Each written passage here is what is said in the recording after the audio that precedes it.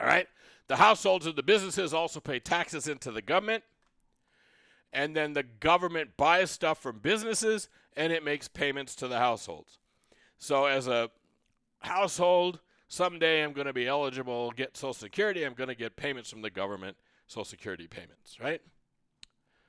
When I'm old. Governments also are out there buying paper clips and buying police cars and buying, right? And they're buying all this stuff from businesses. So money is, again, the important thing is what? When you pay your money into the government, your taxes, it doesn't just sit there. It goes out and does something. Okay? And then we also have the rest of the world. So households buy imports, and the rest of the world buys exports that come from U.S. businesses.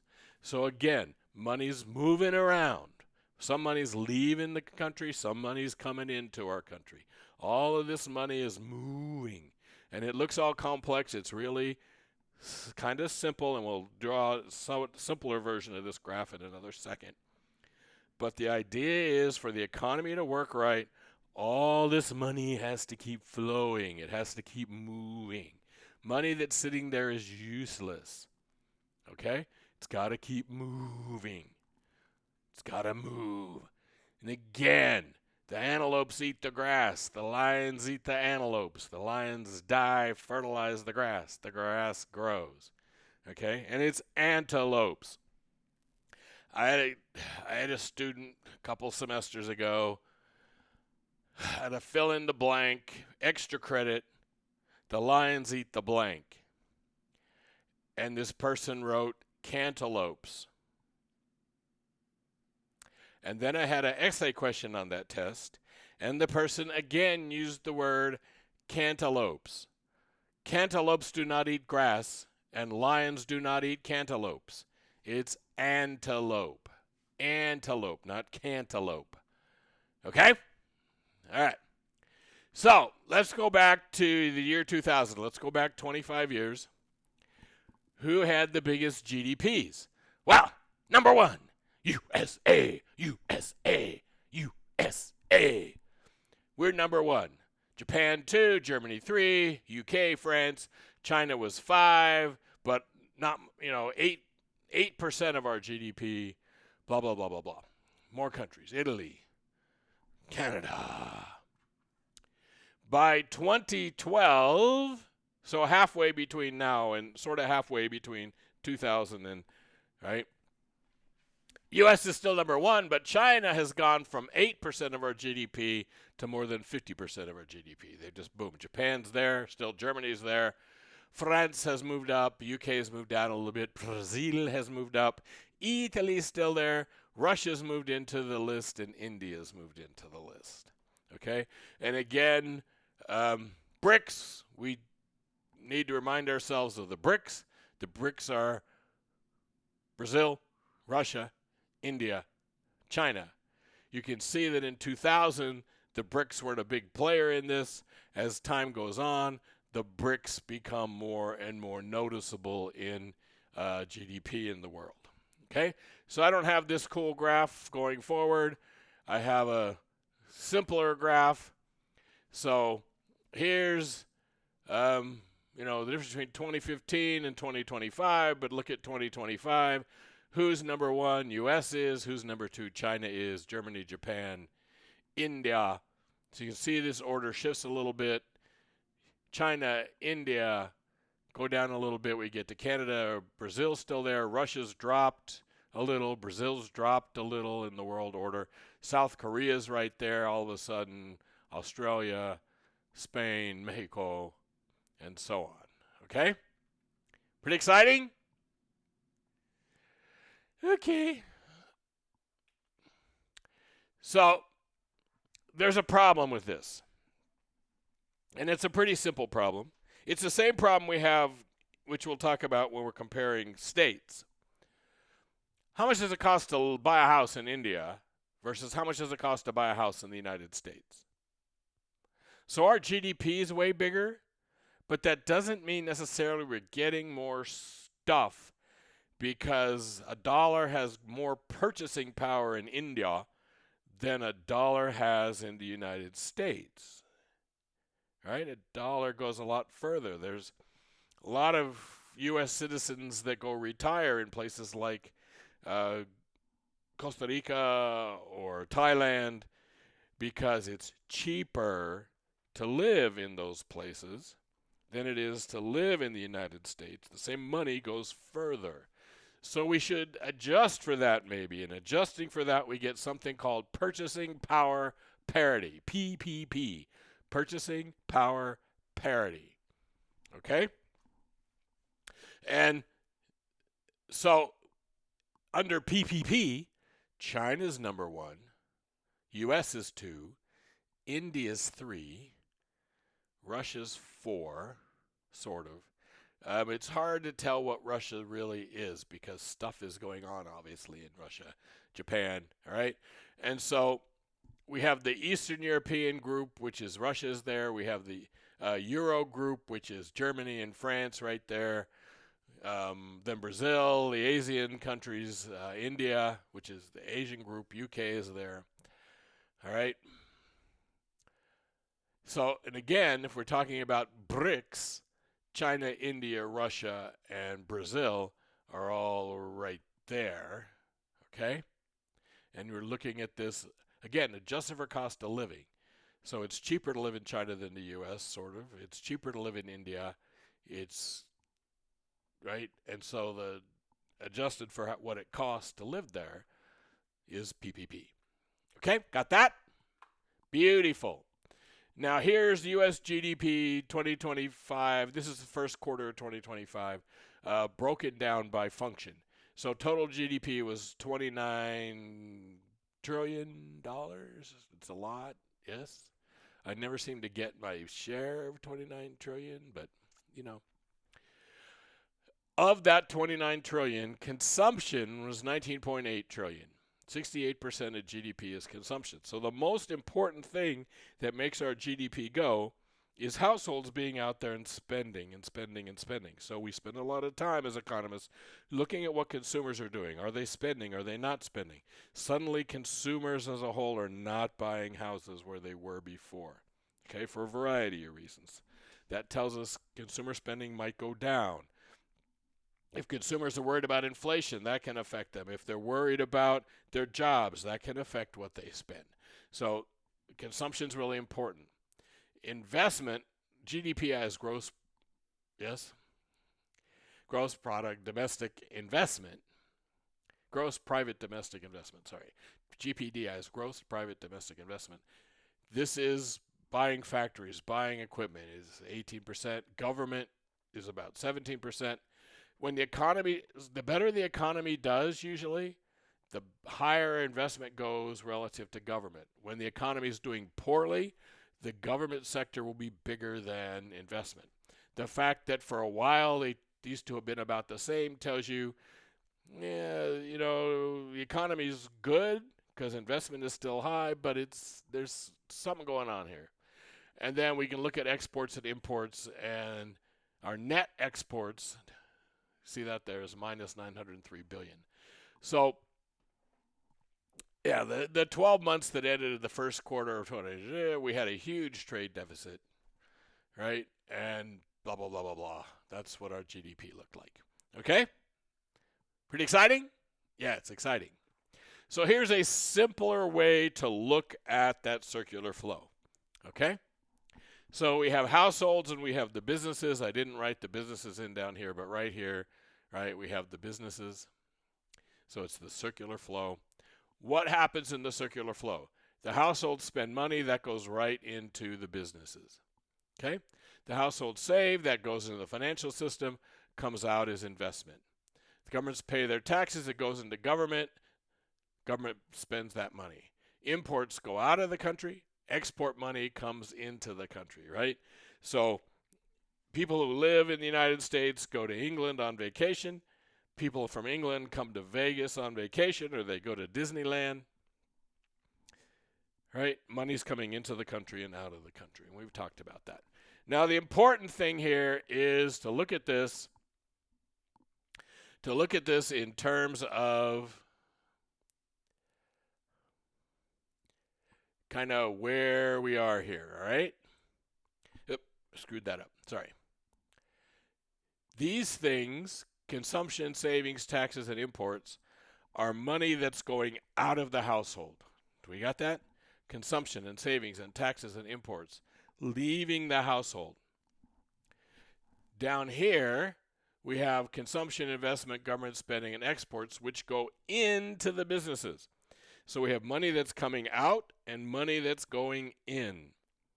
We call the money that's going out leakages, and we call the money that's going in injections. So we have injections and leakages. And this is kind of like, you're in the hospital and you got a tube in your arm and they're putting stuff into you, and you got another tube in you that's taking stuff out. And you better be in a world where, at least as much stuff is coming in as is going out, or you're in big trouble. Okay? So overall, we're going to have a balance. Now, it doesn't make sense to us economists to separate imports and exports. So we're going to take the imports and we're going to push it down onto the other line, but it's algebra. Algebra. We know algebra. Think of this as an equation where C plus S plus T plus I equals C plus I plus G plus, right? It's actually, we call imports M and exports X. So it's C plus S plus T plus M equals C plus I plus G plus X. Okay? Are we happy with that or not happy with that? Yes? You're like, eh? I'm like, eh? C plus S plus T plus M equals C plus I plus G plus X. All right? I'm going to take the M and move it to the other side of the equation. How do I do that? I subtract it. So I end up with two separate equations. One equation is C plus I plus G plus X minus M, net exports. And we use Y to be GDP. And the other version of this would be C plus S plus T is GDP. So again, we go back.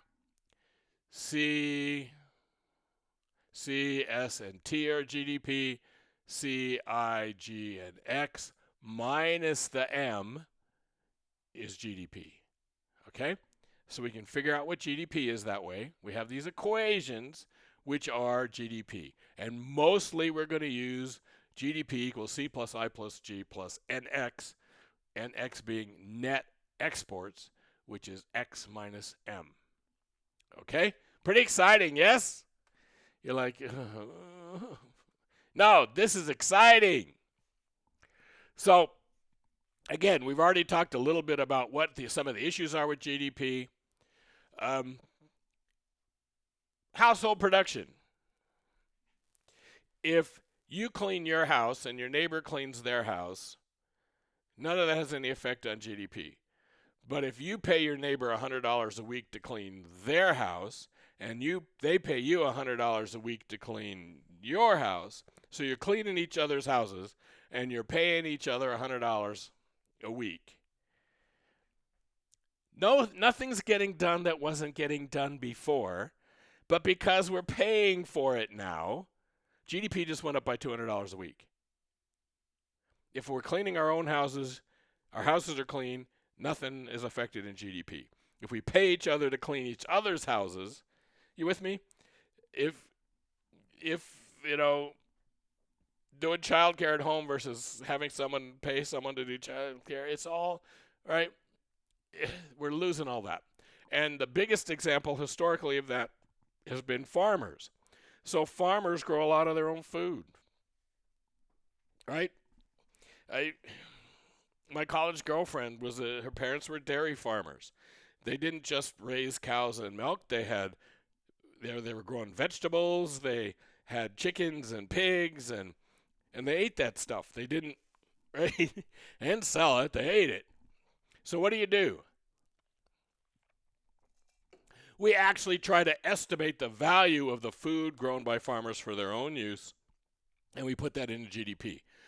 back 200 years ago, 95% of us were farmers. That was a huge percentage of GDP. Now it's a small percentage of GDP, but for consistency, we'll keep doing it, right? So there's these things in GDP that just don't make sense. And your house. I own my house. I don't have a house payment. If I sold my house and paid rent, I'd be paying rent. So we try to figure out, we don't put the value of the house into GDP. We put into the house the implied rent. What's the value of living in your house? Okay? So it's a mess. And again, we have this thing called the underground economy. Some of it's in there to avoid taxes. Some of it's illegal. Some of it's bending the rules. I had lunch out today. I tipped my server in cash. Do we think she's putting that on her income tax return? I'm betting not. Okay? So there's all kinds of holes in GDP, and we can't exactly trust GDP to really tell us the whole story that we need to know. Okay? We need GDP. It's important to have GDP. It's important to be able to separate out the C and the I and the G and the X and the M so that we can tell what's going on in our economy. We get lots of hints from GDP and the sub numbers about what's going on, and we can see things in the data that say, oh, right? But it's highly imperfect as a system. All right? Can we compare GDP between countries? Well, we're about to do it. Okay? So we do it. However,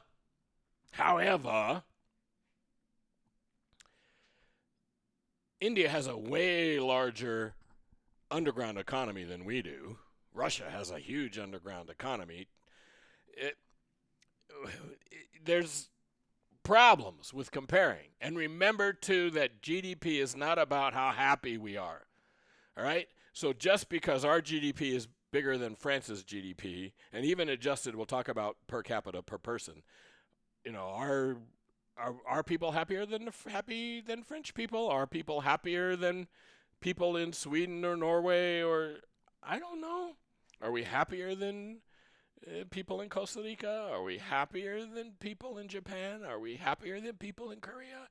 I don't know. GDP doesn't tell us how happy we are, right? It tells us how much stuff we have. And stuff does not necessarily mean happy. Right? There's a difference between stuff and happy. No? Yes. Stuff and happy. And here's GDP and well-being, right? Stuff and happy. GDP is not a measure of happiness. It's not a measure of well-being. It's a measure of how much stuff we have. Okay? So we might even be happier. Now think about this. Let's think about China. Right? China's GDP has boomed. They've taken millions of people out of poverty in China who now have, jobs and income and all that. Apple has essentially factory towns in China where people get taken out of their village and they get sent to this factory town, and they work for Apple, and they're in this factory town 24/7, 365, and occasionally they get a vacation and they get to go home and visit their family, but mostly they're living and working, and if Apple says you have to work overtime, then you work overtime. It's not Apple. They have contractors, so it's technically not Apple, but it's Apple's contractors like Foxconn. So, right? And if you look at a picture from China from 20 years ago, they're all riding bicycles, and now they have some of the world's largest freeways. They have this huge train system that they built. They really have invested a lot of money in this infrastructure, blah, blah, blah, blah. When the Olympics were held in Beijing, they blocked all the cars off a couple days before because the air in Beijing is so bad they were afraid that distance runners were going to fall over dead from breathing the smog. Okay? So there's good parts that come from having your GDP grow and be big, and then there's bad parts that come from having your GDP grow and be big. We had huge pollution in the United States. We had all these problems. Then we decided the pollution was a problem, and we spent a ton of money cleaning it up. Well, the money we spent cleaning stuff up, guess what? That goes into GDP. There's stuff in your car so that it produces less pollution. Okay. You pay extra for your car, which means GDP is higher because we have pollution control devices. Now we're getting rid of all this pollution infrastructure. The government's saying, oh, pollution, not bad, it's okay. Go ahead and pollute the rivers and the air, it's not a big deal. Well, GDP might actually go down, right? Or people's healthcare costs might go up because now they're breathing the smog and drinking the polluted water. And you with me? And so we can't. GDP is not telling us how happy we are. Okay, it's telling us lots of things, but it's not saying, oh, your GDP went up, you're happier. Maybe not. Maybe we were happier with a simpler life. Maybe we were happier, right? I don't know, but it's not a measure of happiness.